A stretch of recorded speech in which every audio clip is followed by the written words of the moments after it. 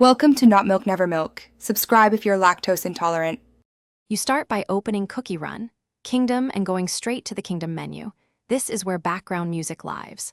Once there, make sure the app is updated and you have enough storage so tracks can download without interruption.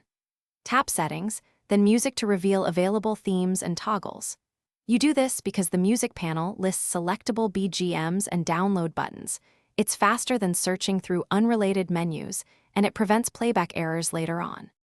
Now you'll browse the music library and preview tracks so you know how they loop and fit your Kingdom's vibe. Tap a track to hear a short sample. Make sure volume levels and transitions sound right. If a track is locked, use the download or purchase button and confirm any microtransaction. This installs the BGM locally.